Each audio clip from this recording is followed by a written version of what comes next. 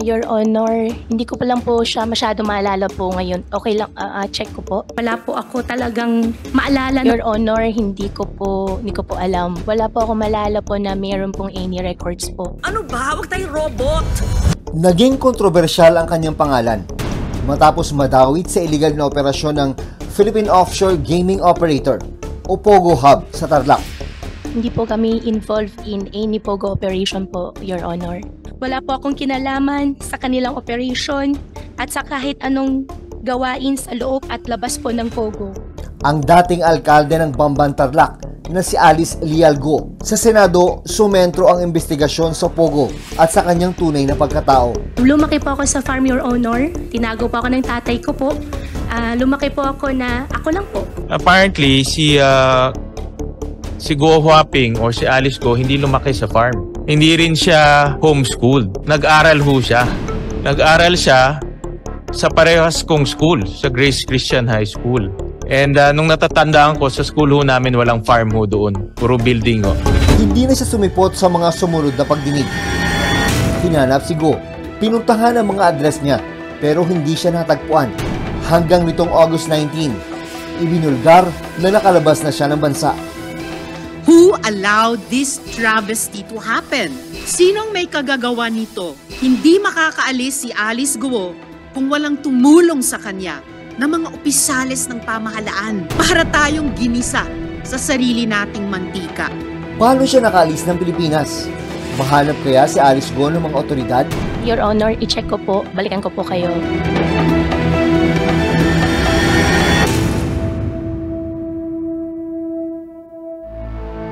Nagsimula ang lahat nang makatanggap ng isang tip ang Presidential Anti-Organized Crime Commission o PAOK tungkol sa mga biktima umano ng torture, illegal detention at human trafficking sa Bamban Tarlac.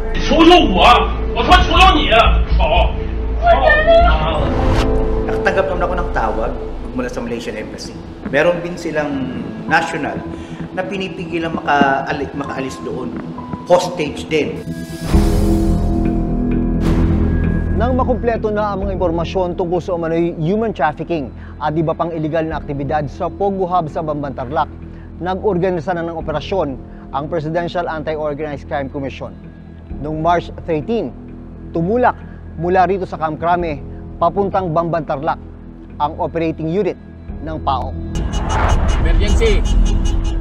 Hanggang noong March 13, 2024, isang van ang hinabol ng mga otoridad sa highway ng Pampanga.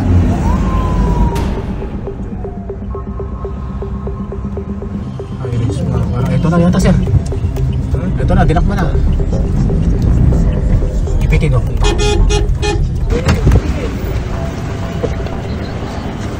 Okay. You. Don't run. Where's the key? Nang abutan at harangin ang van, dito na nila nakita ang mga dayuhang empleyado ng POGO Hub. Vietnamese, Chinese. Pagsikat ng araw, dumiretso ang mga otoridad sa tinuturing na headquarters ng mga nahuli sa Bamban Tarlac. Binubuo ito ng 37 gusali. Hindi bababa sa 800 dayuhang empleyado ang kanilang na-rescue. Sa investigasyon ng PAOK, lumabas na Zun Yuan Technology Incorporated ang operator ng POGO Hub na isa na raw scam hub. We don't call them POGO hubs anymore. I'll call them scam hubs. Yes. Iba po yung legal. Pero yun nga, nakapagtataka rito, itong mga na-raid namin lately, SKK, itong SmartWeb, yung Bamban, lahat po yung legal. Lahat ng mga illegal nagtatago doon sa legal. Sa Himpapawid, kapansin-pansin ang lawak at laki ng compound. May mga gusali, dormitoryo, villas, at pati Olympic-sized swimming pool. Nang pasukin ng reporter's notebook ang POGO Hub, may mga bakas pa rin ang dating nagtrabaho at tumira dito. Sa loob ng mga gusali, matatagpuan ang scam farm. Dito makikita ang hile-hilerang mga computer na minsang ginamit para makapanloko ng mga biktima mula sa iba't ibang bansa, kabilang na ang China. Laganap daw dito ang love scam, investment scam at cryptocurrency scam. may ginagamit yung script ang bawat empleyado para makapang-scam. This begins with the profiling, yung paghahanap mo ng biktima. So sabi dito, after adding to WhatsApp, you must reply to your customer's message in time. Real time, so to speak.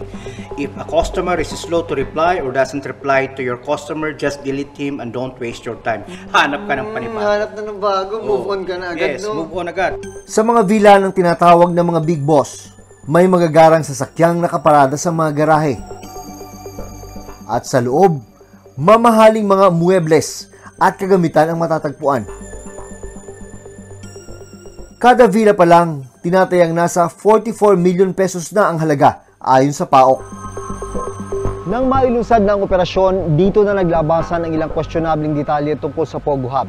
Lalo na ang lokasyon na ito, na nasa likuran ng pala ng mismong munisipyo ng Banban. Nang imbestigahan ng PAOK ang property, lumalabas na may koneksyon di umano ang mismong alkalde noon ng Bamban na si Alice Guo. Dito na nagsimula ang investigasyon ng Senado. Tayo na po ang isa sa fastest growing hotspots for scams sa buong mundo.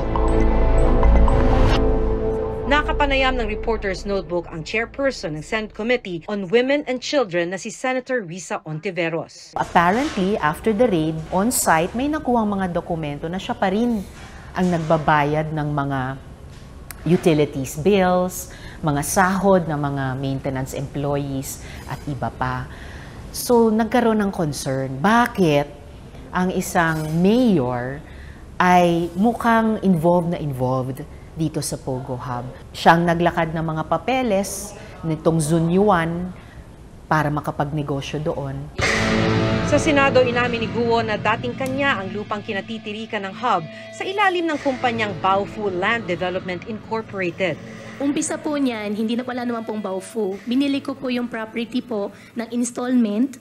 Tapos nung nabili ko na po yung property, that's the only time po na in-invite ko po yung mga Chinese po, yung mga investors po na mag-invest po doon sa lupa ko. Pero mariin niyang itinanggi na sangkot siya sa iligal na operasyon nito. Hindi po kami involved in any Pogo operation po, Your Honor. Habang umuusad ang investigasyon, sumentro ang mga tanong sa pagkatao ni Guo. Nalamang walang hospital record of birth si Mayor Guo. Ang kanya namang certificate of live birth nairehistro noong 17 years old na siya.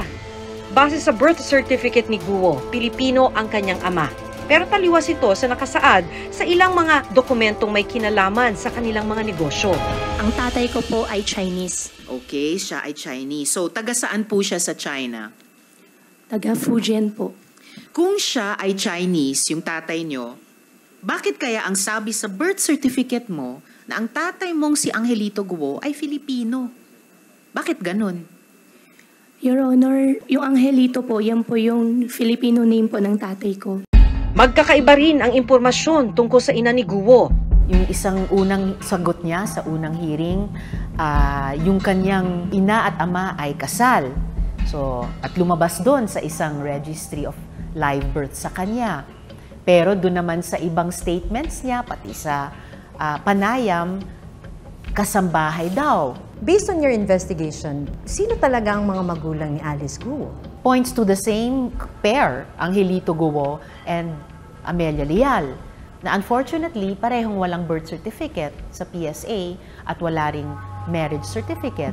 Nang usisain sa pagdinig kung saan siya lumaki. Lumaki po ako sa farm, Your Honor. Tinago po ako ng tatay ko po. Lumaki po ako na ako lang po. Sa kabila ng sinasabi niya na sa farm siya na natili ng ilang taon.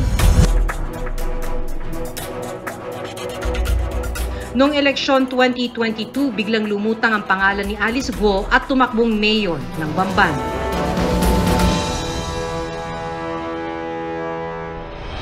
Sa patuloy na pag-imbestiga kay Guo sa Senado noon, ilang ulit din niyang sinabi na isa siyang simpleng mamamayan.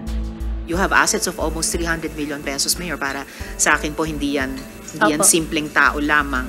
Sa Statement of Assets, Liabilities and Net Worth o SALN ni Mayor Guo na inilabas ng Senado, nakadeklara na nagmamay-ari siya ng 3 dump truck na nagkakahalaga ng 2 million pesos kada isa, isang motor vehicle worth 11 million pesos at isang helicopter na nagkakahalaga naman ng 60 million pesos. Gusto ko naman po talagang negosyo po doon sa chopper ay gagawin po siya parang air taxi. However po, hindi po nag-push through, binenta ko na lang po. Ang cash in bank naman niya ay 200 million pesos. Nagdeklara naman siya ng liabilities na 250 million pesos. Sa mga dokumento mula sa Securities and Exchange Commission o SEC na inilabas sa pagdinig, nalaman na bago pa man pasukin ni Guo ang politika, incorporator at major shareholder na siya ng nasa 11 kumpanya mula taong 2010. Meron siyang embroidery business, meat shop, slaughterhouse, smelting plant at farm na nakarehistro kay Guo.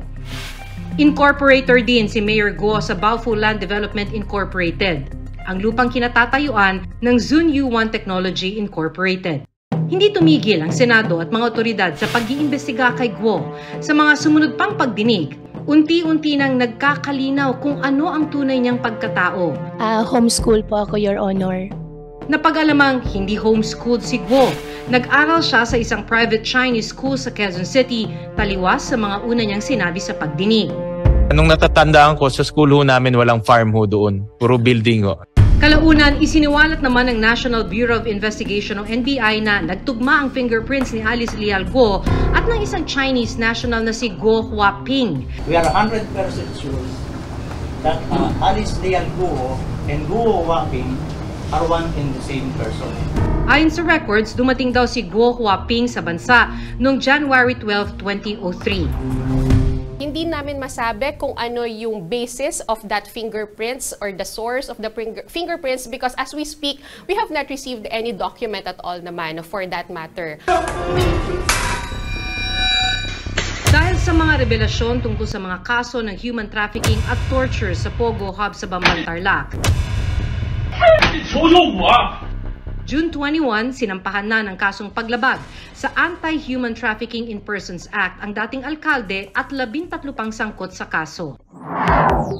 Makalipas ang 4 na araw, naglabas na ang Department of Justice o DOJ ng Immigration Lookout Bulletin Order para kay Guo.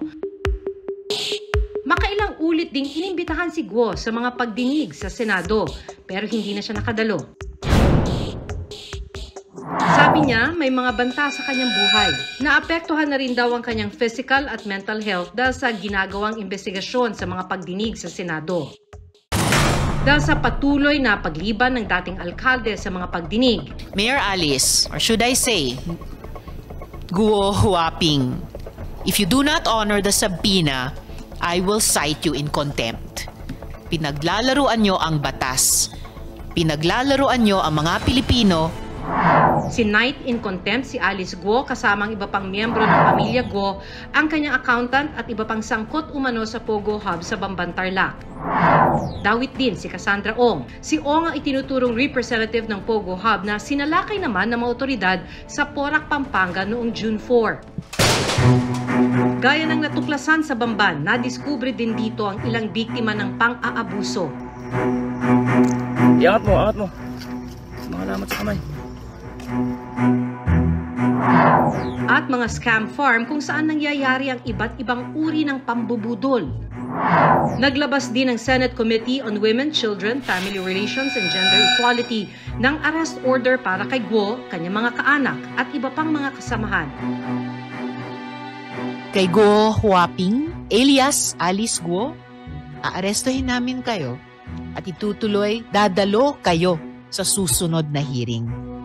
Ang patuloy niyong pagtanggi ay kabastusan, hindi lang sa Senado, kundi sa bawat Pilipinong sumusunod sa batas at nakikipagsapalaran ng patas. Kasabay ng paglabas ng arrest order ng Senado, agad na hinanap ng mga otoridad si Guo sa mga nakarehistrong address niya sa Bamban, Tarlac at Valenzuela pero hindi siya natagpuan dito. Naaresto naman ang accountant ni Guo at kasalukuyang nasa detention facility ng Senado. August 13, formal nang sinibak sa pagiging alkalde si Alice Guo ng Office of the Ombudsman. Ibig sabihin, hindi niya makukuha ang lahat ng retirement benefit at habang buhay siyang disqualified sa anumang posisyon o opisina ng gobyerno. Nagugat daw ang desisyong ito sa kasong isinampa ng Department of Interior and Local Government o DILG para sa grave misconduct, conduct prejudicial to the best interest of the service, gross neglect of duty at serious dishonesty kaugnay sa naging papel ng dating alkalde sa iligal na operasyon ng Pogo sa Bamban, Tarlac. Habang iniimbestigahan si Go dahil sa patong-patong na kaso na isinampa laban sa kanya. August 19, naglabas ng pahayag si Senadora Risa Ontiveros na nakalabas na ng bansa ang dating alkalde ng Bamban. Who allowed this travesty to happen? Sinong may kagagawa nito? Hindi makakaalis si Alice Guo kung walang tumulong sa kanya ng mga opisyales ng pamahalaan para tayong ginisa sa sarili nating mantika. Kinumpirma ng PAOK na nakalabas ng bansa si Guo noong July 18. Sa katunayan, nakakuha pa ang PAOK ng litrato ni Alice Guo sa loob ng Kuala Lumpur, Malaysia International Airport. The fact that she is now out of the country, as far as we are concerned, that is almost an admission of guilt on her part.